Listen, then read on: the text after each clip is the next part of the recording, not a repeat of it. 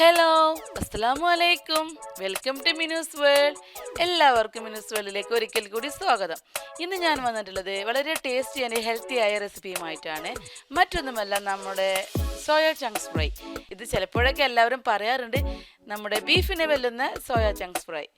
അപ്പോൾ നമുക്കിത് എങ്ങനെയാണ് ഉണ്ടാക്കുന്നത് നോക്കാം. അതിന് മുമ്പായിട്ട് എൻ്റെ ചാനൽ ഇതുവരെ സബ്സ്ക്രൈബ് ചെയ്യാത്തവരുണ്ടെങ്കിൽ ഒന്ന് സബ്സ്ക്രൈബ് ചെയ്യുക.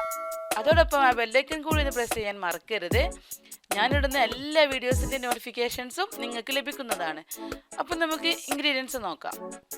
ഇഞ്ചി വെളുത്തുള്ളി പേസ്റ്റ്, പച്ചമുളക്, തക്കാളി, കറിവേപ്പില, സവാള, സോയ ചങ്ക്സ്, മുളക് പൊടി, മഞ്ഞൾപ്പൊടി, മല്ലിപ്പൊടി, ഗരം മസാല, കുരുമുളക് പൊടി, പെരുംജീരകം, എണ്ണ, ഉപ്പ്, ഇത്രയുമാണ് നമുക്ക് വേണ്ടത്.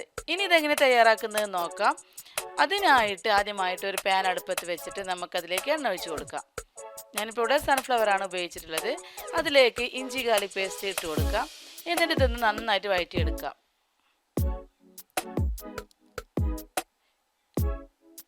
ഇനി അതിലേക്ക് നമ്മൾ ഇട്ട് കൊടുക്കാൻ പോകുന്നത് സവാളയാണ്.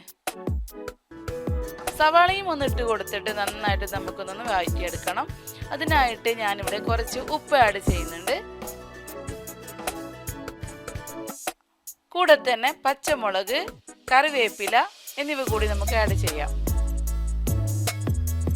നമുക്കിതൊന്ന് ചെറിയ ഫ്ലെയിമിലിട്ടിട്ട് അടച്ചു വെച്ചിട്ട് വേവിച്ചെടുക്കാം. ഇതാ ഇപ്പോൾ ഉള്ളിയൊക്കെ ഒന്ന് വഴന്ന് വന്നിട്ടുണ്ട്.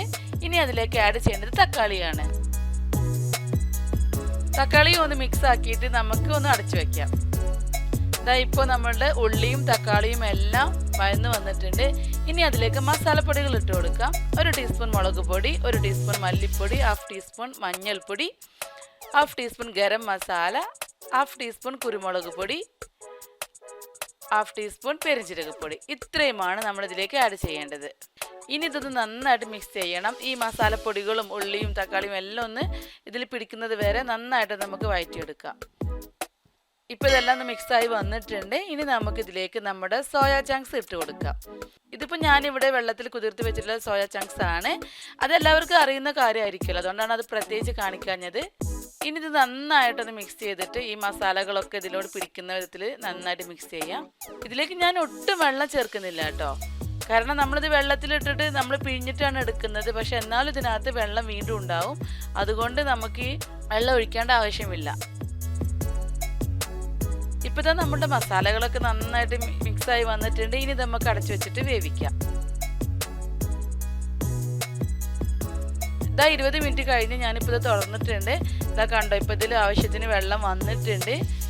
നമ്മൾ ഒട്ടും വെള്ളം ഒഴിച്ചിട്ടുണ്ടായിരുന്നില്ല. ഇത് വളരെ എളുപ്പത്തിൽ തന്നെ തയ്യാറാക്കാൻ പറ്റുന്നതാണ്. അതുപോലെ തന്നെ ടേസ്റ്റിയുമാണ്, ഹെൽത്തിയുമാണ്. ഇവിടെ മക്കൾക്കൊക്കെ ഭയങ്കര ഇഷ്ടമാണ്. അതുകൊണ്ട് ഞാൻ ഇടയ്ക്ക് ഉണ്ടാക്കാറുണ്ട് ഇങ്ങനെ. എല്ലാവരും ഈ ഡിഷ് ഒന്ന് ട്രൈ ചെയ്ത് നോക്കണം. ഈസി അല്ലേ, ഈസി മെത്തേഡ് തന്നെയാണ്. അപ്പോൾ എൻ്റെ റെസിപ്പി എല്ലാവർക്കും ഇഷ്ടപ്പെടുന്നുണ്ടെങ്കിൽ നിങ്ങൾ നിങ്ങളുടെ ഫ്രണ്ട്സും റിലേറ്റീവ്സുമായിട്ട് ഒന്ന് ഷെയർ ചെയ്യണേ. അപ്പോൾ മറ്റൊരു റെസിപ്പിയായി വരുന്നത് വരെ thanks for watching Minu's world. അസ്സലാമു അലൈക്കും.